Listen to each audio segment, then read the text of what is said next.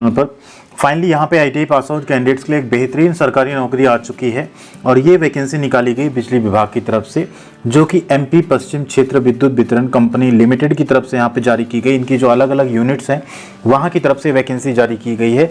और सबसे अच्छी बात यह है, इसमें ऑल इंडिया कैंडिडेट्स फॉर्म भर सकते हैं। एंड एक और चीज़, आईटीआई के कई सारे ऐसे ट्रेड हैं जो मैकेनिकल से रिलेटेड हैं, कंप्यूटर से रिलेटेड हैं, साथ में इलेक्ट्रिकल से रिलेटेड ट्रेड हैं, वो सभी यहाँ पे एलिजिबल होने वाले फॉर्म भरने के लिए। तो बम्पर वैकेंसी है, 2500 से ज़्यादा टोटल यहाँ पे पोस्ट है। जरूर देखिएगा वीडियो को पूरा, और वीडियो को सब तक पहुँचाने की जिम्मेदारी अब आपकी है। वीडियो को लाइक कीजिएगा, पूरी क्लैरिटी आपको इस वीडियो में मिलेगी। अंत तक अगर आप देखेंगे तो आप समझ पाएंगे आप किस पोस्ट के लिए यहाँ पे एलिजिबल है। तो वीडियो को लाइक करके कमेंट जरूर कीजिएगा आप लोग, वीडियो आप कहाँ से देख रहे हैं एंड इस फॉर्म को आप भरना चाहेंगे या नहीं। इसके साथ साथ एक और चीज़ हम आपसे कहेंगे, चैनल पे नए हैं, सब्सक्राइब नहीं किया तो सब्सक्राइब करके बेल आइकन को दबा लीजिएगा। और ऐसी ये नोटिस हमने यहाँ से डाउनलोड कर लिया, ये ऑफिशियल वेबसाइट है। इसके आप यहाँ कैरियर वाले सेक्शन में आएंगे और इससे एडवर्टीजमेंट सेक्शन में आएंगे तो आपको यहाँ पे करंट ओपनिंग वाले सेक्शन में ये वैकेंसी दिख जाएगी, जिसको आप यहाँ पे क्लिक करके फिर इसको डाउनलोड कर सकते हैं। तो चलिए, हमने डाउनलोड कर लिया, आप लोग भी इसको डायरेक्ट यहाँ से डाउनलोड कर सकते हैं। लिंक हम आपको वीडियो के डिस्क्रिप्शन में दे देंगे। तो चलिए यहाँ से देखते हैं एलिजिबिलिटी। ये आप देख सकते हैं 9 दिसंबर 2024 का नोटिफिकेशन है। फॉर्म भरना आपका 24 दिसंबर के अप्रॉक्स स्टार्ट होगा। मध्य प्रदेश राज्य विद्युत मंडल की निम्नलिखित उत्तरवर्ती कंपनियों के लिए, जो कि विद्युत के उत्पादन, विद्युत के वितरण, विद्युत के पारेषण और विद्युत के प्रबंधन क्षेत्र में कार्यरत हैं, उनके लिए विभिन्न पदों पे सीधी भर्ती जारी की गई है। अब इसमें कौन कौन सी कंपनियां आएंगी तो आप देख लीजिए। एक तो हो जाएगा आपका वितरण में काम कर रही है जो, ठीक, पश्चिम क्षेत्र विद्युत, फिर पावर ट्रांसमिशन, ये भी पारेषण में है। फिर प्रबंधन में एमपी पावर मैनेजमेंट कंपनी है, फिर से वितरण और एक उत्पादन में है जो कि MP power generating company limited Jabalpur है। इन सब की यहाँ पे वैकेंसी जारी की गई है।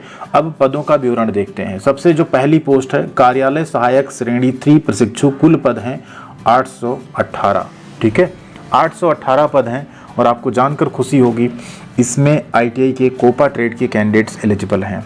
आईटीआई के कोपा ट्रेड्स के कैंडिडेट यहाँ पे फॉर्म भर सकते हैं इस बम्पर वैकेंसी में, ठीक है। अलग अलग कैटेगरी में आपको यहाँ पे सीट दिख जाएगी। अनरिजर्व कैटेगरी में कितनी है, अनुसूचित जाति में, अनुसूचित जनजाति में, अन्य पिछड़ा वर्ग यानी ओबीसी में, ईडब्ल्यूएस में कितनी है, टोटल पोस्ट आपको दिख जाएगी। और कौन सी कंपनी, जैसे इंदौर में कितनी है टोटल। फिर आप नीचे आए, जबलपुर जो पावर मैनेजमेंट है उसमें क्या क्या पोस्ट है। इसके नीचे जनरेटिंग कंपनी लिमिटेड, उसमें क्या क्या पोस्ट है। सब टोटल मिला के देखिए यहाँ कितनी पोस्ट हो गई, 717। और कुछ यहाँ पे प्राविधिक भाग होते हैं जिसकी सूची नहीं घोषित की जाती है, इसकी 13% सीटें होती हैं, उनको मिला के हो गई कुल वैकेंसी 818। इसमें एलिजिबिलिटी क्या रहेगी हम पहले से आपको बता दे रहे हैं, पूरी डिटेल आपको नीचे भी हम बताएंगे, पहले यहाँ पे वैकेंसी देख लीजिए। सेकेंड पोस्ट है यहाँ पे देखिए, लाइन परिचारक की, ठीक है, वितरण, कुल है 1196 पोस्ट। इसमें आईटीआई कैंडिडेट्स एलिजिबल रहेंगे, wireman, lineman and electrician trade, ठीक। आईटीआई की 3 ट्रेड यहाँ पे एलिजिबल होंगे। कुल वैकेंसी आप देख सकते हैं कहाँ पे कितनी है। जब फॉर्म भरना स्टार्ट होगा तो फॉर्म भरने का वीडियो भी हम आप सबको प्रोवाइड कर देंगे, जिससे आप आसानी से मोबाइल फ़ोन से स्टेप बाय स्टेप फॉर्म को भर पाएंगे, ठीक है। ये हो गया टोटल आपकी कितनी वैकेंसी हो गई, 1196। इसके बाद सुरक्षा उप निरीक्षक की वैकेंसी, इसमें 7 पद हैं। इसका एलिजिबिलिटी अभी हम लोग नीचे देखेंगे। नीचे आप देखें कनिष्ठ अभियंता की पोस्ट है, इसमें मैकेनिकल से आपने अगर डिप्लोमा किया तो आप फॉर्म भर पाएंगे, टोटल 14 पोस्ट है। फिर इलेक्ट्रिकल से आपने डिप्लोमा इलेक्ट्रॉनिक्स में किया हो तो आप भर पाएंगे, 3 पोस्ट है। इसके नीचे आपने अगर सिविल में डिप्लोमा किया है तो 30 पद हैं आपके लिए, आप यहाँ पे फॉर्म भर पाएंगे, डिप्लोमा या डिग्री अगर आपके पास सिविल है, सिविल इंजीनियरिंग में, उस केस में। फिर आप नीचे आएंगे, यहाँ पे अगली पोस्ट है आपकी, देखें कनिष्ठ अभियंता पारेषण वितरण इलेक्ट्रिकल, तो यहाँ पे इलेक्ट्रिकल में अगर आपने डिप्लोमा किया है तो 237 पोस्ट है आप सबके लिए, ठीक है। बम्पर वैकेंसी कहते हैं इसी सबको। नेक्स्ट आप नीचे आइए, सहायक विधि अधिकारी की पोस्ट है, तो ये इसके आगे हम लोग देख लेंगे एलिजिबिलिटी। आईटीआई की कुछ और पोस्ट हैं जिनको हम आपको यहाँ पे बता दें, जिससे आप लोगों को क्लियरिटी रहे आईटीआई में और कौन कौन फॉर्म भर सकता है।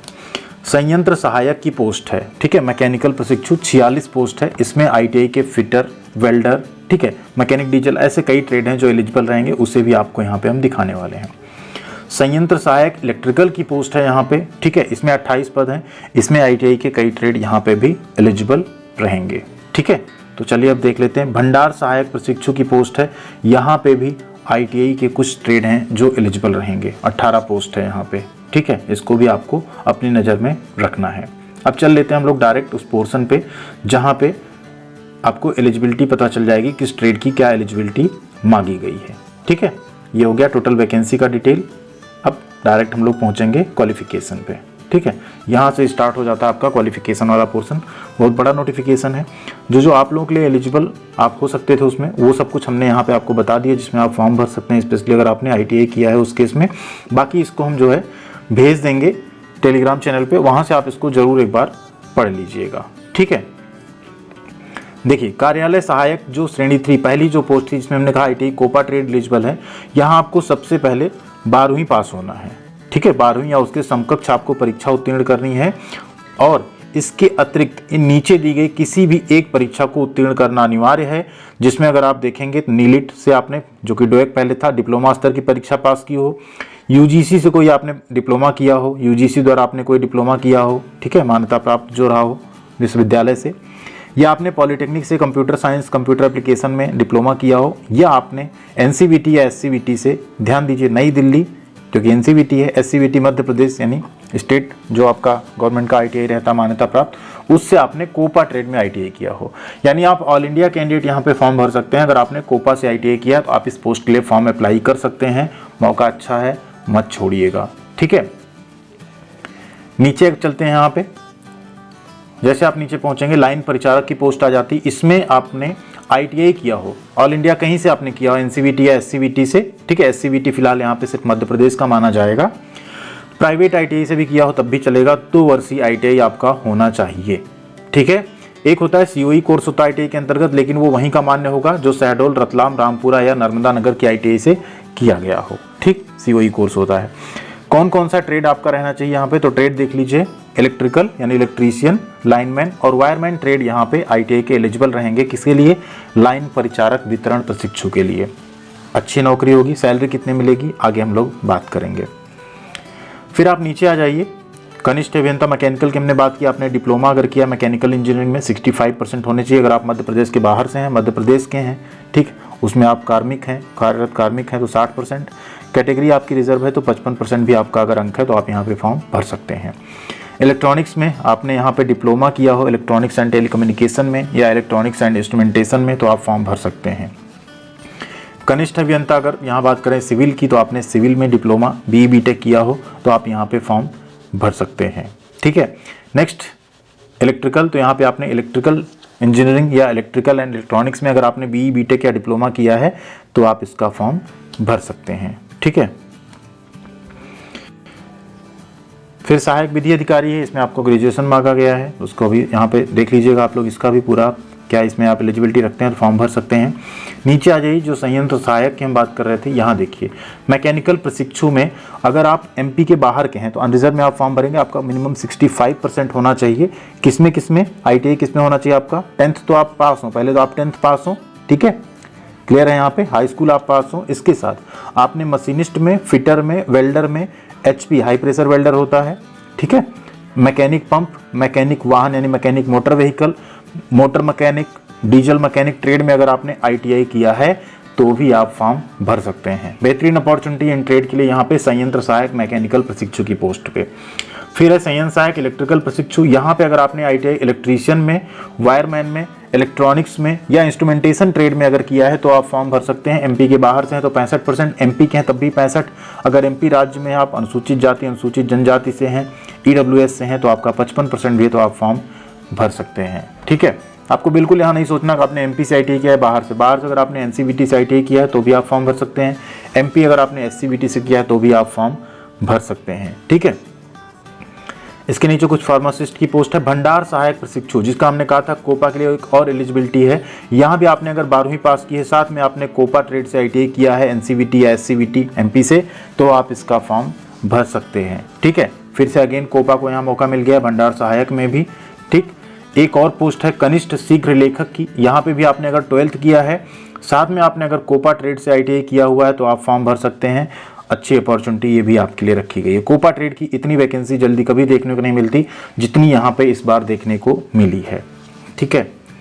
अब नीचे आ जाते हैं और सैलरी की बात कर लेते हैं, कितनी आपको सैलरी मिलेगी, क्या होगा सिलेक्शन प्रोसेस, वो भी जानना आपको बहुत ज़रूरी है, ठीक है। एक सिविल परिचारक प्रशिक्षु की पोस्ट है, जिसमें अगर आपने मेसन ट्रेड में ITI किया है तो आप फॉर्म भर सकते हैं यहाँ पे, ठीक है। तो ये भी आपको यहाँ पे ध्यान रखना है, मेसन ट्रेड का भी यहाँ पे वैकेंसी निकाल लिया गया है, जिसको जो भी कैंडिडेट्स एलिजिबल हों वो यहाँ पे उसमें भी फॉर्म फिलअप कर सकते हैं। बात करते हैं एज लिमिट की। तो एज लिमिट यहाँ देख लीजिए अच्छी रखी गई है, ठीक। 1 जनवरी 2024 को ही गणना की जाएगी और मिनिमम एज 18 साल रखी गई है, ठीक। जो सुरक्षा वाली पोस्ट थी उसमें 33 साल है। बाकी में अगर आप देखेंगे जो पुरुष है अनारक्षित वर्ग या अन्य राज्य के अभ्यर्थी उनकी 40 साल तक एज लिमिट है। मध्य प्रदेश के जो मूल निवासी महिलाएं होंगी उनकी 45 साल है। मध्य प्रदेश मूल निवासी पुरुष महिला आरक्षित वर्ग में जो आएंगे उनको 45 साल मौका मिलेगा। और मध्य प्रदेश की पुरुष महिला जो शासकीय निगम या मंडल स्वास्थ्य संस्था या होमगार्ड कर्मचारी हैं उनको भी 45 साल एज लिमिट यहाँ पे दी जा रही है। तो एज लिमिट में भी अच्छी खासी आपको यहाँ पे रेंज मिल रही है, सभी लोग यहाँ पे फॉर्म आराम से भर सकते हैं, ठीक है। तो ये अब नीचे हम लोग बात कर लेते हैं इसके आरक्षण। तो आरक्षण देखिए, जो एमपी के बाहर से हैं आप सभी अनरिजर्व में अप्लाई करेंगे। बाकी जो मध्य प्रदेश के मूल निवासी हैं उन्हीं को आरक्षण का यहाँ पे लाभ मिलेगा, या एमपी के भी जो अनरिजर्व कैंडिडेट हैं अनरिजर्व में ही फॉर्म अप्लाई करेंगे। चयन प्रक्रिया की बात करें तो चयन प्रक्रिया में आपका सीबीटी एग्जाम होगा, कंप्यूटर बेस्ड टेस्ट होगा 100 अंकों का, ठीक है। और जो आपका पद है उसके अकॉर्डिंग अलग अलग कंप्यूटर टेस्ट आपको ऑर्गेनाइज कराया जाएगा। न्यूनतम कट ऑफ जो रखा जाएगा 25% रखा जाएगा, ठीक है। तो उस पर सिलेबस पे एक डिटेल वीडियो हम अलग से बनाएंगे जिससे आप लोगों को पूरा पता चल पाएगा क्या क्या इसमें जो है पूछा जाएगा। बाकी यहाँ पे और नीचे आप देखें सैलरी की बात करेंगे। सुरक्षा उप निरीक्षक जो है उसमें हाइट एंड वेट ये सब भी मांगा गया है। सीबीटी एग्जाम आपका एमपी में ही होगा तो आपको एमपी जाना पड़ेगा पेपर देने के लिए, आप चाहे जहाँ से फॉर्म भरेंगे। आवेदन शुल्क थोड़ा हायर साइड रहता है, 1200 रुपये रहेगा रिजर्व कैटेगरी का, एंड रिजर्व कैटेगरी में 600 रुपये शुल्क आपका रखा गया है। अगर आप एमपी स्टेट के बाहर से हैं तो आप सबको, चाहे आप किसी कैटेगरी से हो, आपको 1200 रुपये ही शुल्क यहाँ पे जमा करना पड़ेगा। फॉर्म भरते टाइम कैसे आपको फॉर्म भरना है, कैसे फी पे करना है, उन सब पे आपका हम डिटेल वीडियो आपके लिए जरूर ले आएंगे जिससे आप आसानी से अपना फॉर्म फिलअप कर पाएंगे। अब यहाँ पे है वेतन और भत्ता। देखिए अगर आप यहाँ पे, ठीक है, पहला जो है जिसमें कोपा ट्रेड एलिजिबल था, यहाँ पे 19,500 रुपये आपका इनिशियल बेसिक है। तो 19,500 में आपको जो है ये बेसिक है आपका, इसमें आपका डीए, एचआरए, टीए एंड बाकी जो अलाउंसेस होंगे सब मिला के आपकी सैलरी 30,000 प्लस यहाँ पे बनेगी। 30 से 35,000 के बीच में बनेगी। 6 महीने की ट्रेनिंग होगी, उसके बाद आप यहाँ पे परमानेंट रहेंगे। अनारक्षित वर्ग का 1 लाख रुपए का बॉन्ड होगा और आरक्षित वर्ग का यहाँ पे 50,000 रुपए का बॉन्ड जो है साइन कराया जाएगा। इसके अलावा लाइन परिचारक का भी सेम सैलरी आपका है, वही ग्रेड पे है। सुरक्षा उप निरीक्षक या कनिष्ठ अभियंता में आपकी सैलरी ज़्यादा अच्छी होगी, 50,000 के आसपास आपकी इनिशियल सैलरी रहेगी। और अगर यहाँ पे संयंत्र सहायक की बात करें जिसमें आईटीआई के मैकेनिकल ट्रेड भी एलिजिबल थे, तो यहाँ पे भी आपका जो है 25,300 बेसिक, यहाँ आपकी सैलरी अप्रॉक्स 40,000 रुपये के आसपास बनेगी इन हैंड, और 9 महीने की ट्रेनिंग होगी, ठीक है। इलेक्ट्रिकल में भी मैकेनिकल में भी इसमें आपका 25,300 बेसिक रहने वाला है, ठीक। तो इसमें भी आईटीआई है लेकिन यहाँ पे आपकी सैलरी ज़्यादा रहेगी। कनिष्ठ शीघ्र लेखक में भी अगर कोपा अप्लाई करते हैं 25,300 रुपये बेसिक होगा। भंडार सहायक में 19,500 रुपये ही आपका बेसिक रहने वाला है। तो ये पूरा आपका पे मैट्रिक्स हो गया। अलग अलग आप देख सकते हैं 27 पद अलग अलग यहाँ पे निकाले गए, सभी के बारे में यहाँ पे बताया गया है, ठीक है।